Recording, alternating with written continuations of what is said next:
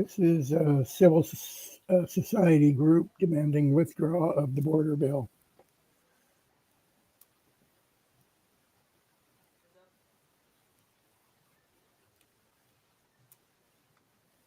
As you can hear, I'm kind of hoarse. Probably will not be a lot of discussion this morning.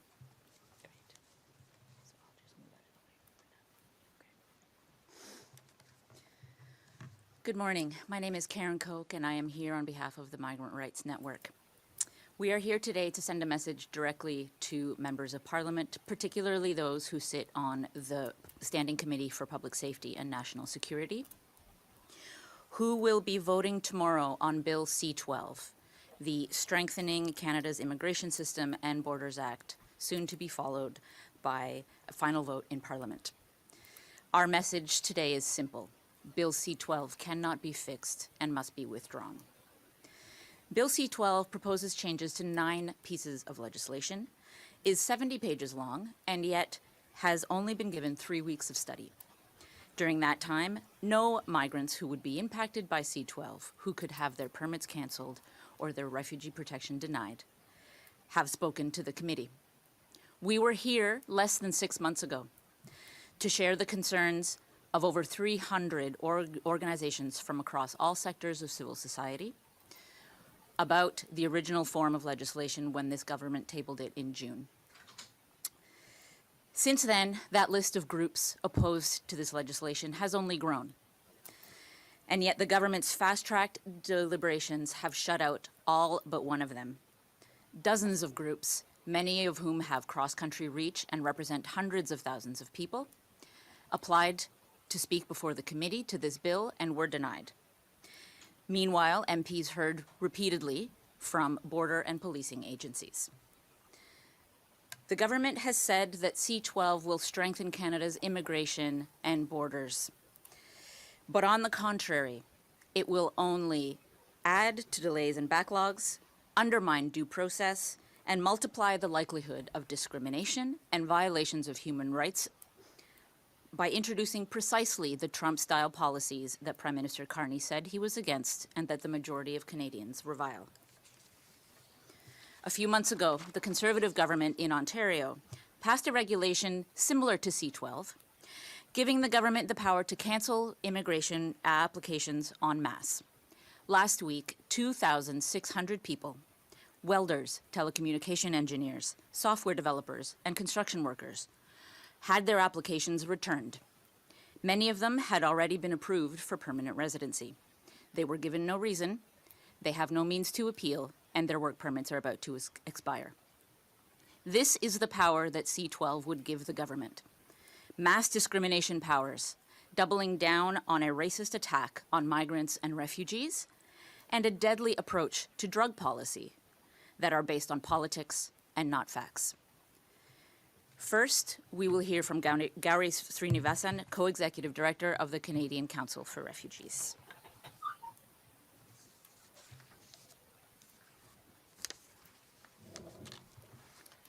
Good morning, bonjour.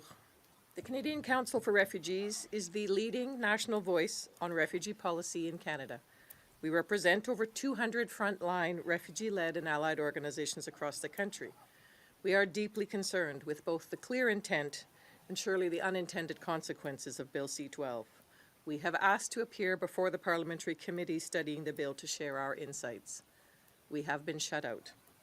Nous sommes ici aujourd'hui aussi près que possible du processus parlementaire pour lancer un appel au gouvernement et aux partis d'opposition qui dominent le processus afin qu'ils ralentissent et examinent les implications de ce projet de loi. This bill claims to be about enhancing public security and tightening the efficiency and integrity of the immigration system. But C-12, in fact, proposes a radical overhaul of our current refugee protection regime with measures that will undermine procedural fairness and fail Canada's obligations under domestic and international law. Ironically, while C-12 proposes roadblocks to prevent refugees from accessing Canada's current system for adjudicating claims, a system that is the envy of the world, it simultaneously creates ineffective and duplicatory structures to assess those same claims at the IRCC while generating new backlogs, both at the Immigration and Refugee Board and the federal court. The incoherence is concerning. The bill will increase costs. It will put thousands in limbo without status, driving them underground, and it will risk lives by vastly increasing the likelihood that a refugee could be returned to face the persecution that they flee. Women, gender diverse individuals, and survivors of gender-based violence will be some of the most negatively affected. A rigid one-year timeline to make a claim is being proposed. This timeline punishes these populations who require time to deal with trauma, to escape abusers, to gather evidence while trying to navigate significant financial and other barriers.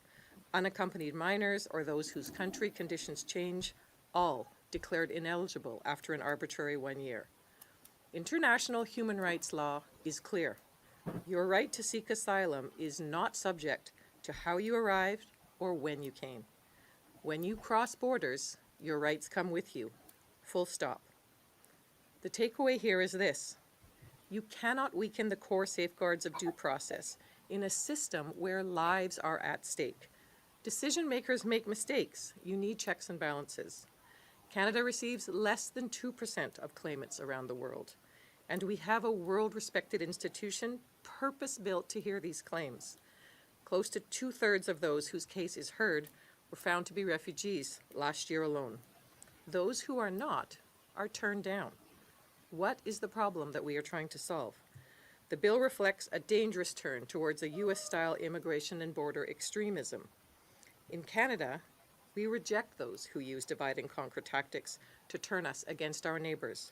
We are proud to be a country that welcomes refugees, and we expect our leaders to carry on that legacy.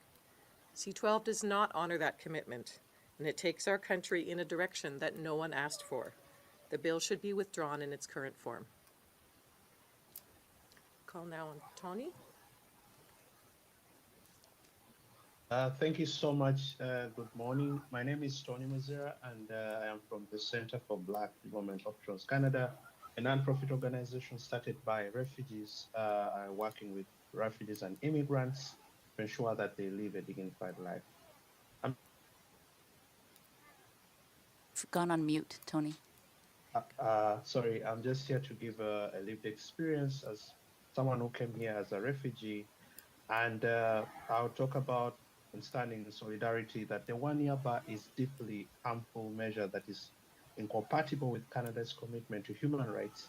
It prevents anyone in Canada for over 12 months from making an asylum claim, regardless of the circumstances that delayed the application.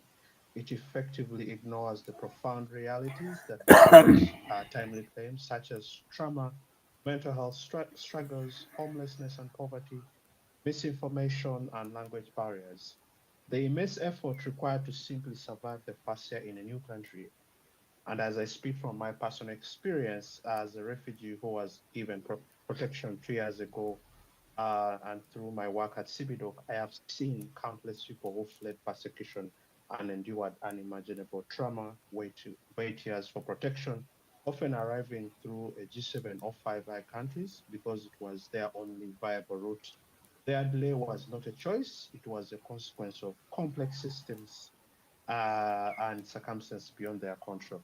Bill C-12 would punish these vulnerable people for delays that they could not control. It would take away their right to protection entirely, telling them that Canada doors are closed because of the route they took. This is not just a policy, it's people's lives. We cannot turn our backs on those seeking safety and dignity. Let me be clear about the devastating consequences of this measure. Claimants are denied the right to even ask for protection. They are refused legal aid, settlement services, basic supports. They live in constant fear of removal, making any interaction with authorities, landlords, or hospitals terrifying. They are excluded from housing programs, making homelessness almost inevitable. They are parents and children surviving overcrowded rooms or depending on strangers. They are forced to carry their trauma without being allowed to explain their need for safety. Furthermore, Bill C-12 expands ministerial discretion, reduces access to full hearings, and introduces retroactive measures that disproportionately impact Black and racialized migrants, deepening existing inequities in housing, employment, and policing. Behind every policy is the human life seeking safety, not punishment. Today, I urge Parliament to act with fairness and compassion, remove the 1 year asylum bar entirely, restore access to full and fair hearings for all claimants, ensure national security measures do not override human dignity. Canada must not deny protection based on arbitrary deadline. Our laws must reflect our fairness, justice, and humanity. Lastly, I want to say that this bill impacts the voices that was not consulted. People were not consulted. Most of us of refugees were not consulted about the bills, and we feel it's important that the bill is removed in all its entire. Thank you so much. Thank you, Tony. Next, we will go to Louis-Philippe Janard from the Table de concertation des organismes au service des personnes réfugiées et immigrantes, and with the Front commun québécois contre le projet de loi C12, who will be speaking in French. Merci, Karen. En raison des nombreuses attaques aux droits des personnes réfugiées et immigrantes qu'il contient, le Front commun du Québec contre le projet de loi C12 exige le retrait du projet de loi à l'instar de centaines d'organisations à travers le Canada. Parmi ces attaques, C12 prévoit entre autres la création de nouveaux pouvoirs discrétionnaires qui donneraient au gouvernement un immense contrôle sur la vie des personnes migrantes. Ainsi, le gouvernement aurait la possibilité de suspendre ou annuler en masse des demandes ou des documents d'immigration pour des catégories entières affectant potentiellement des centaines, voire des milliers de personnes, y compris des personnes qui vivent au Canada et qui font partie de nos communautés. Ce pouvoir s'exercerait par l'adoption d'un simple décret par le Conseil des ministres, autrement dit, sans aucune forme de contrôle par le Parlement ou par les tribunaux. Les personnes affectées n'auraient ni l'occasion de faire valoir des considérations personnelles, ni accès à des mécanismes d'appel, en contradiction totale avec les principes de justice fondamentale. La seule contrainte prévue est que ces mesures se fassent dans l'intérêt public, une notion extrêmement floue que le gouvernement a affirmé ne pas vouloir définir afin d'avoir plus de flexibilité. Cela nous inquiète particulièrement dans le contexte actuel où les discours racistes et xénophobes se multiplient. On craint que, comme par le passé, des groupes entiers souffrent des humeurs politiques du moment. En effet, on n'a pas vu de tel pouvoir dans les lois relatives à l'immigration depuis les années 70, lorsque la loi fédérale a été modifiée en profondeur afin de tenir compte de nos obligations internationales en matière de droits humains.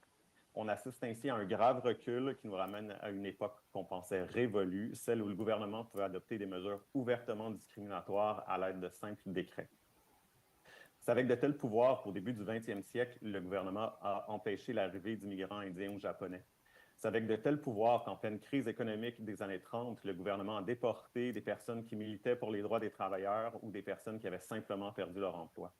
C'est avec de tels pouvoirs qu'en 1938, le gouvernement a refusé que les passagers de confession juive qui fuyaient la persécution nazie à bord du MS Saint-Louis puissent trouver refuge au Canada.